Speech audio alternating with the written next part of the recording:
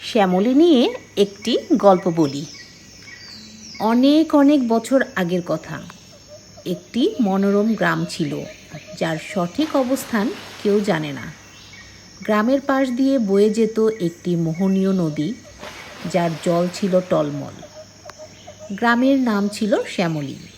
নদীটি ছিল গ্রামের এক পাশে, আর বাকি 3 পাশে ছিল ঘন সবুজ অরণ্য।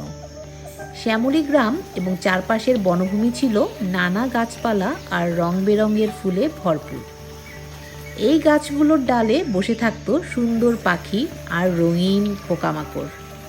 বন জঙ্গলে ঘুরে বেড়াতো নানা বন্যপ্রাণী, মানুষ, পাখি, পোকা আর প্রাণী সবাই মিলেমিশে শান্তিতে বসবাস করত শ্যামলীতে। কিন্তু এক সময়ে ঘটে এক দুঃখজনক ঘটনা। কয়েক বছরের মধ্যেই ঘাস এবং ছোট গাছপালা একে একে হারিয়ে যেতে লাগলো। তারপর ধীরে ধীরে কমে যেতে লাগলো বড় বড় গাছের সংখ্যাও। বৃষ্টিপাতও আগের মতো হচ্ছিল না। গাছপালা কমে যাওয়ার সঙ্গে সঙ্গে কমতে লাগলো পাখি, পোকা আর বন্যপ্রাণীর সংখ্যা। বৃষ্টির অভাবে নদীও শুকিয়ে যেতে লাগলো।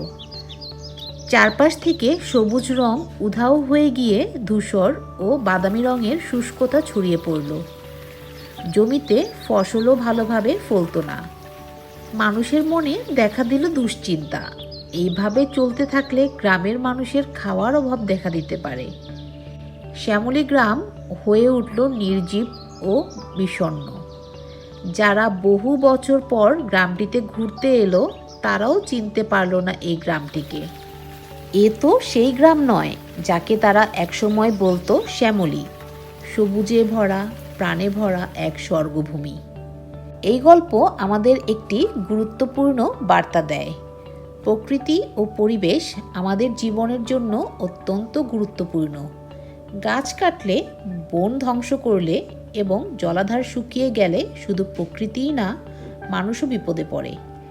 তাই আমাদের উচিত বেশি করে গাছ লাগানো, বন রক্ষা করা এবং নদী নালা পরিষ্কার রাখা। প্রকৃতিকে ভালোবাসলে প্রকৃতি আমাদের ভালোবাসবে। তাহলেই আবার শ্যামলীর মতো গ্রামগুলো ফিরে পাবে হারানো রূপ ও প্রাণ।